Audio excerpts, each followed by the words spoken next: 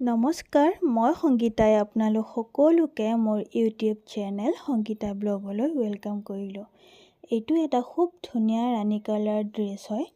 এইটো আচলতে মই অৰ্ডাৰ দিছে, এম্ব্ৰইডাৰী কৰিবৰ কাৰণে দিছে। আণ্টিগৰাকীয়ে ড্ৰেছটো নিজেই চিলাইছে, চিলাই মোলৈ দি পঠাইছে যে মোক তুমি তোমাৰ গ্ৰীণ কালাৰ ড্ৰেছটোৰ নিচিনাকৈ ছেম এম্ব্ৰইডাৰী কৰি দিবা, তোমাৰ নিজৰ পচন্দত যি কালাৰ দিয়া। তো ভাবিলোঁ কাপোৰযোৰ ডাৰ্ক কালাৰ হয়, ৰাণী খুব ধুনীয়া কালাৰ এটা, তাতে লাইট কালাৰ দিলে খুব ধুনীয়াকৈ জিলিকি আহিব এম্ব্ৰইডাৰীখিনি। তো সেইটো ভাবি পেলাই লাইট কালাৰ দি পেলাই মই এনেকৈ এম্ব্ৰইডাৰীটো কৰিছোঁ। ফাৰ্ষ্ট মই গ্ৰীণ কালাৰ দি লাইনখিনি বনাই লৈছোঁ।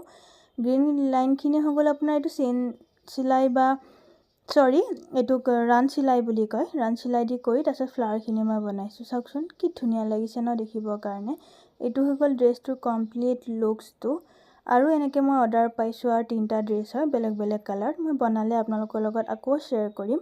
মোৰ চেনেলটো লাইক, শ্বেয়াৰ, ছাবস্ক্ৰাইব কৰিবলৈ প্লিজ নাপাহৰিব, কৰি দিব।